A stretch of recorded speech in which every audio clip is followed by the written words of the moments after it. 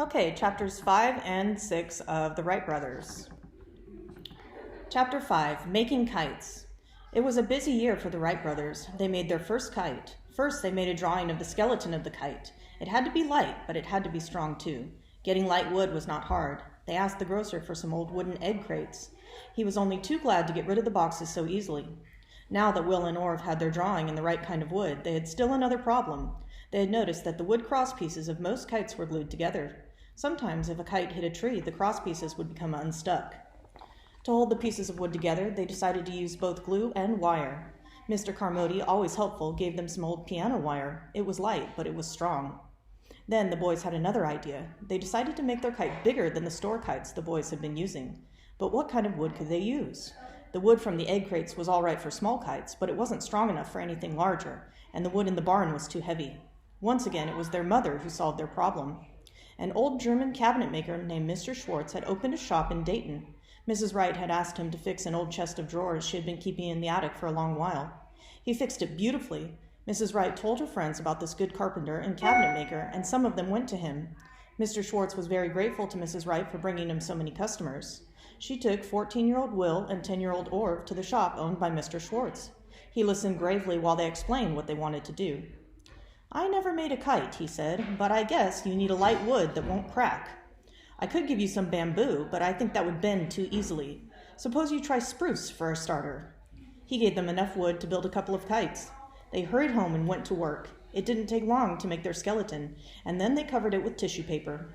They wanted to try out the new kite when nobody was around, so they went to the big hill at 6 o'clock the next morning. There was a nice wind blowing, and the kite sailed right up into the air. It sailed way up, then climbed higher. Suddenly, the wind seemed to die, and the kite dove down straight into a tree. Will climbed the tree and came down with the wreckage of the kite. The tissue paper which had covered it was in strips. The spruce skeleton was so smashed that it could never be fixed. "I'm glad Ed and the boys weren't here," Orv said gloomily. "They'd laugh at us." "We did something wrong," Will said, and then he added hopelessly, "but I don't know what." "The drawing must have been wrong," Orv told him. "Otherwise the kite would have been all right." Will nodded. "Well, Orv, after school today we'll make another drawing." That afternoon they studied the old drawing. It certainly looked all right. "What makes a kite dive anyway?" Orv asked. "I'm not sure," Will said, trying to think it out in his own mind. "Now, the wind doesn't blow hard all the time. When it was blowing hard, the kite stayed up there, didn't it?" "That's right," Orv said. "Then the wind died down and the kite just dove," Will said. "Maybe it dove because it wasn't getting enough wind." "Sure, the wind had died down some, but it didn't die down completely." "Even a bird can soar along when there's hardly any wind," Orv said. "I guess the wings of a bird are made so they can catch even a little bit of wind," Will told him. Then he raised his head sharply. "Orv, maybe that's the trouble. Our kite wasn't getting enough wind. Why?" Maybe the belly band was too tight," Orv said. The kites flown by boys then had a belly band and a tail made of knotted cloth. "Maybe," Will said, excited now, "when the belly band is too tight, the kite can't billow out like a sail and catch the wind. That doesn't matter when there's a lot of wind, but when the wind dies down, there's nothing to keep the kite up there." "Let's try a longer belly band," Orv said. So they leaned over the kitchen table and drew a longer belly band. "Will," Orv asked, "what does the tail of a kite do?" "I think it's supposed to balance the kite," Will said doubtfully. He wasn't quite sure. "I noticed that when there's hardly any wind, sometimes the kite won't go up at all. I guess that's because its tail is too heavy." "That's right," Will nodded. "I have an idea that you need a long tail when there's a lot of wind and hardly any tail at all when there isn't much wind. When we make our kite, we'll try it out with a long tail and then with a short tail." Luckily, they had enough spruce left over to make the second kite. They made the belly band longer. At 6 the next morning, they were out on the big hill. Again, the wind was strong, but it wasn't a steady wind. It blew in gusts. They sent the new kite up, and it climbed all right, but once it was up there, it seemed unsteady. It swerved from side to side. "I don't think the tail is long enough to balance it," Orv said. They brought the kite down and added a foot of knotted cloth to the tail. This time, the kite flew as though it had wings. It climbed steadily and stayed up in the air without a sign of swerving or diving. "Look at it," Orv said. "The kite billows out like a sail." "That's because the belly band is long enough. Even when the wind dies down, the tissue paper catches it all and the kite stays up there. I bet we could fly this kite a mile high," Will said. "We'll try it out this afternoon," Orv said. That afternoon, all the boys were at the big hill. The new kite flew higher than any other kite.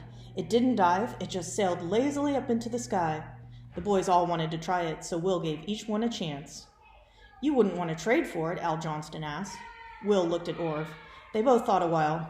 They couldn't think of anything Al had that they wanted. No, Wilbur said, but we'll sell it. How much? Al asked. 20 cents, Wilbur said, not very hopefully. Al Johnston hesitated.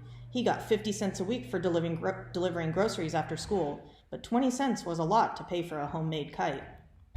The one you got cost you 40 cents, Wilbur reminded him, and it's no good. Al nodded. That was true enough. All right, I'll buy it, he said, but I don't get paid until Saturday. We'll wait, Will said. Here's your kite, Al. They made plenty of kites after that. They finally made some box kites with cloth instead of tissue paper. They flew higher than the ordinary kites, but they were hard to make. Orv had an idea one day. Maybe we can fly two at once, he said to Will. Let one way out and then tie another kite to the string. Let's see what happens. All right, Will said, a little doubtfully. It worked beautifully. They let out half their string and then attached the second kite. Away it went. Orv was holding it. Feel the pull on it, Will, he said excitedly. I can hardly hold it. Will grabbed the string. What Orv had said was true. Orv let out more string. Now the second kite was soaring into the sky. It almost lifts me off the ground, Will, Orv laughed. Someday we'll make a kite that'll carry us up. Then it happened. The strain of two kites pulling was too much for the old string they'd been using. Somewhere overhead the string snapped, and there, soaring away as free as birds, were the two box kites. Will and Orv never saw either of them again. Chapter 6. Wilbur's Illness. Neither Wilbur nor Orville spent all of their time making things. Wilbur was at high school now, and the school had just added a new gymnasium. The gym had a horizontal bar, and Will spent most of his time working on this. Every day he chinned himself, and soon he had no trouble pulling himself up to the bar 50 times without stopping. His arms and hands were strong. After 6 months, he was able to do the hardest trick of all on the horizontal bar, the giant swing. He hung on the bar, swung back and forth until he felt he was ready, and then swung all the way around the bar. The gymnasium teacher tried to get him interested in the parallel bars and in calisthenics, but all he cared about was that giant swing.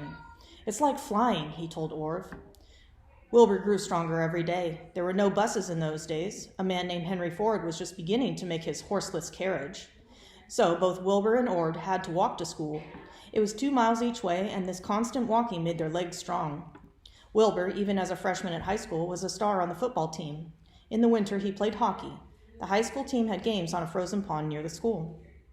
One day, they played against a team made up of sons of officers who were stationed at a nearby army post.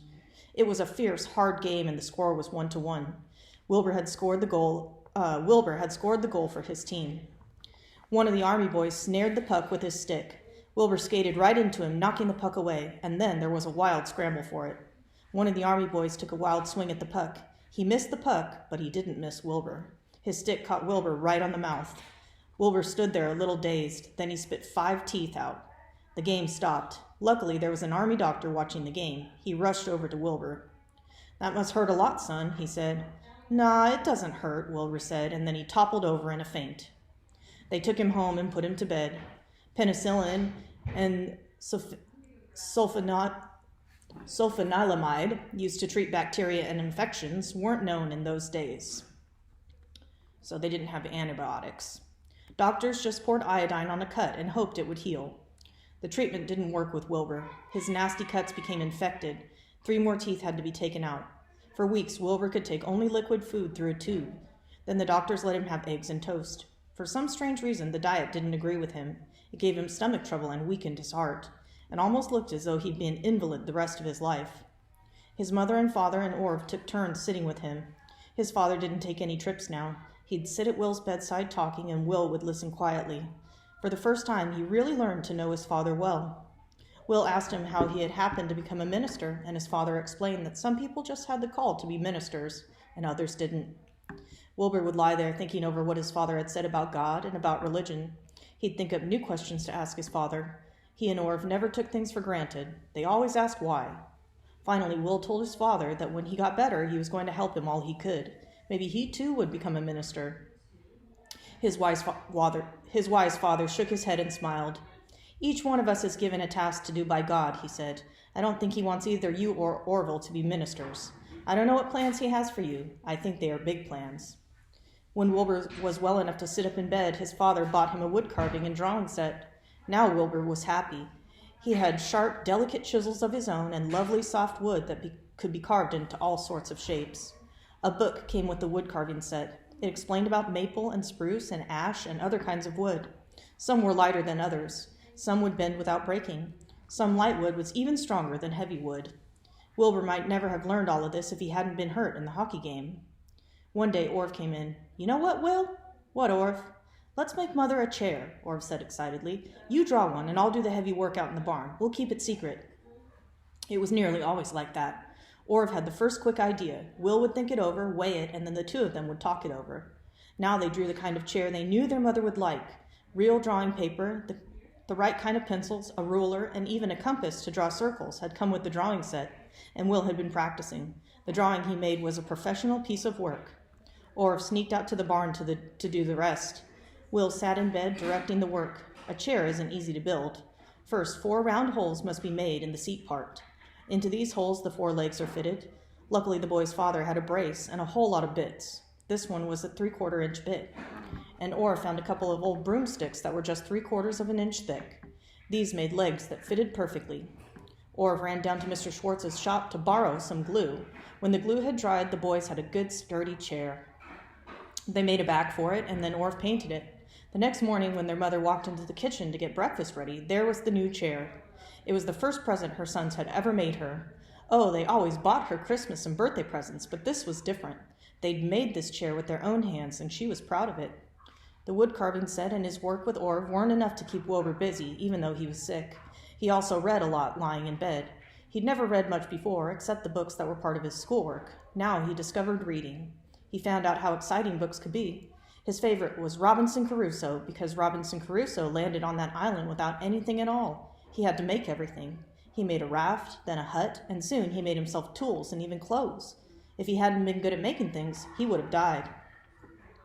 Will would lie back and make believe that he and Orv were wrecked on a desert island. They'd get along all right because they could make things too. He dreamed that he and Orv would be famous someday, but of course he never really believed that his dreams would ever come true. He didn't know then that dreams can come true. Sometimes they need a little help, that's all. Orv scarcely ever read. He didn't want to read about other people's ideas. He had ideas of his own. That's all he cared about.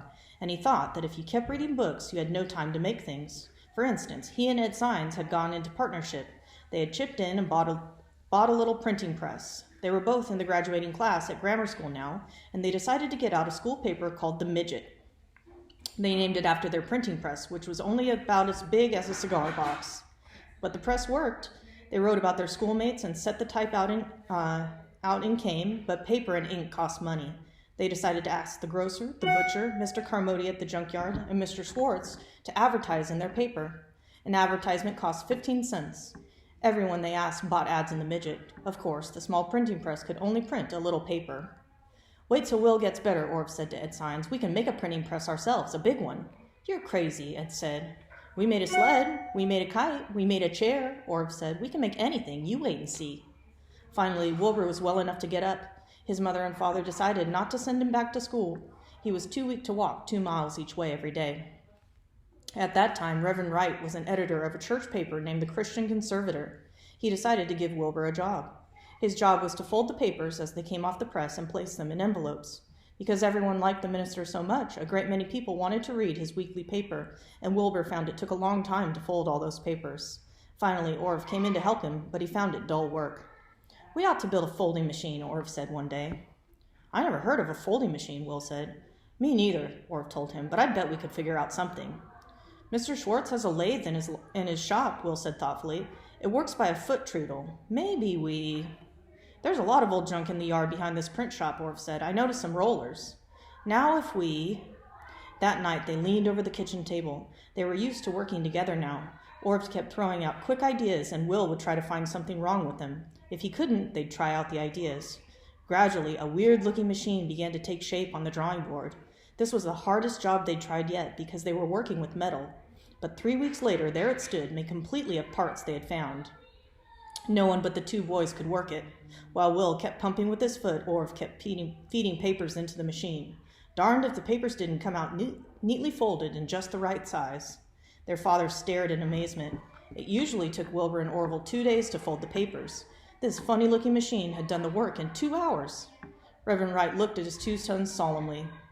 "When you were sick, Will," he said, "I told you I thought God had big plans for you and Orv, and now I know what he wants you to be. He wants you to be inventors. You'll spend the rest of your life making new things that will help mankind." "We can make anything," Orv said confidently, "even a printing press." "We can't make everything," Will said, "but we can try to make things that no one has ever made before." "We'll make a kite that will carry us way up into the air," Orv said. "You are boys, not birds," their father said, smiling. "Maybe Orv is right, Father," Wilbur said. "Maybe we will fly someday. Maybe we will." And that's the end of chapter 6. Bye.